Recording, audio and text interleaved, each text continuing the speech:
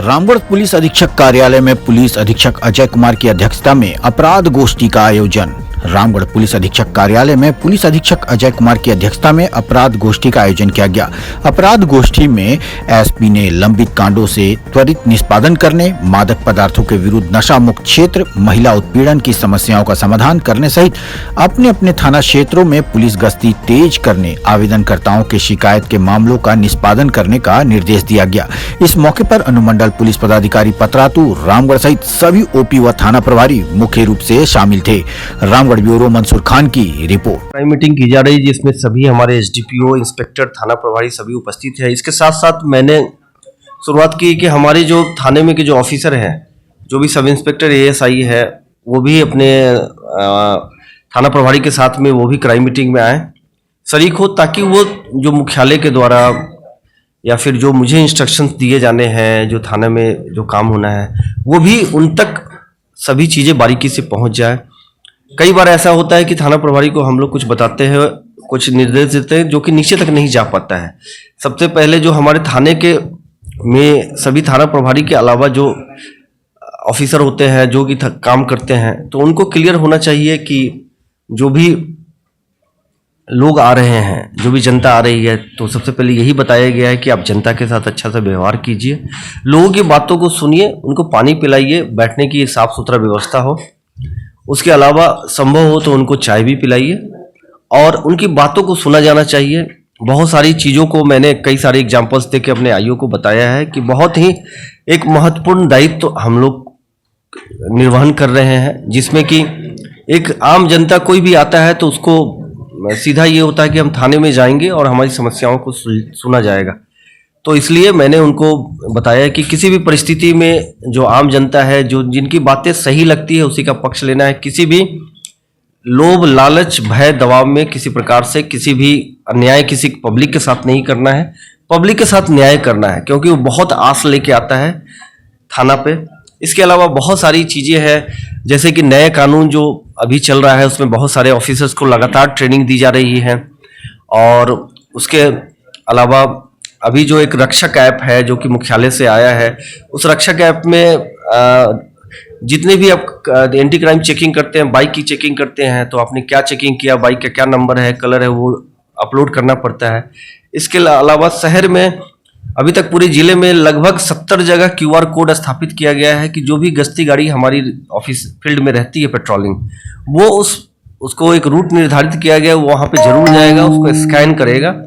ताकि ऐसा उपस्थिति हो कि ऐसा ना हो कि कोई भी क्षेत्र हमारा वंचित रह जाए कि पुलिस के पेट्रोलिंग से। इसलिए QR कोड लगाया गया है कि वहाँ स्कैन करेंगे और उस जैसे ही स्कैन करेंगे उसका रिपोर्ट हमारे यहाँ हमारे कंट्रोल रूम में आ जाता है। और हमारे ऑनरेबल IG सर के द्वारा भी रक्षक ऐप का मॉनिटर किया जा रहा है कि कितने एंटी क्राइम चेकिंग किए जा रहे हैं और कितना भी पेट्रोलिंग विजिट हो रहा है। इसके अलावा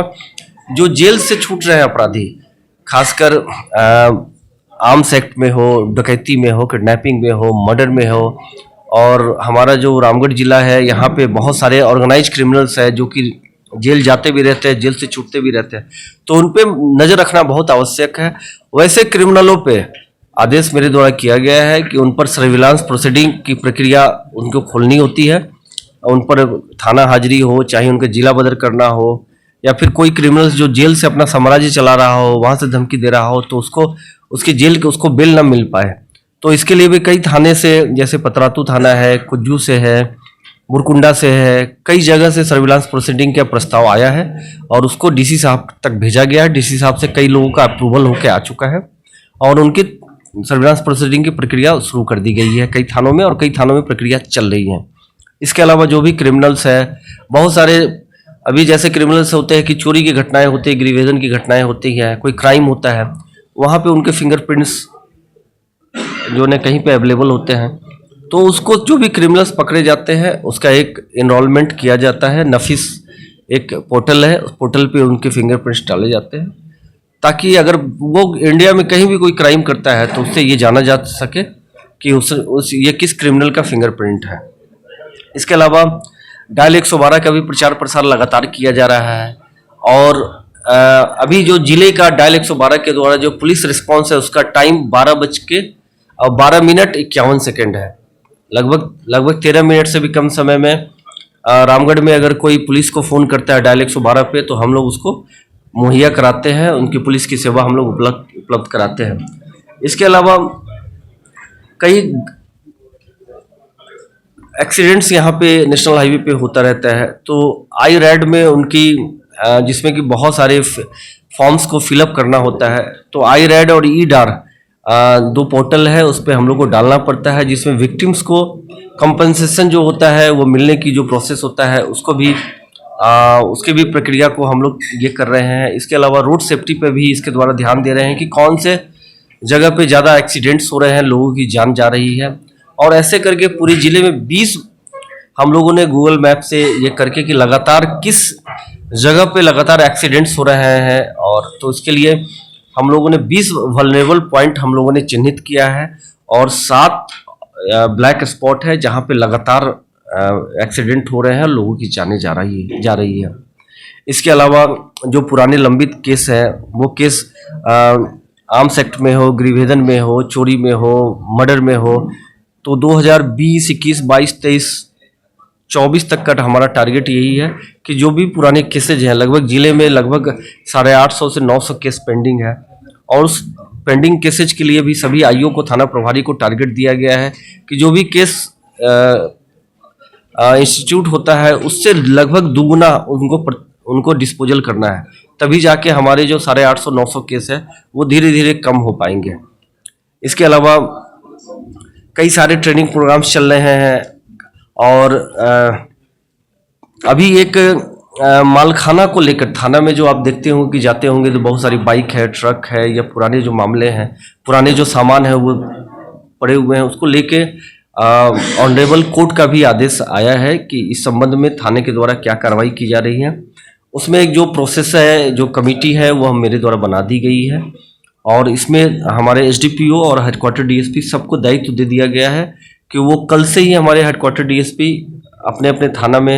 हेडक्वार्टर और एसडीपीओ जाके थाना में वहाँ देखेंगे कि क्या क्या सामान है, और उसकी कैटेगरी लिस्ट बनानी होती है, जो ABCD करके कैटेगरी लिस्ट है,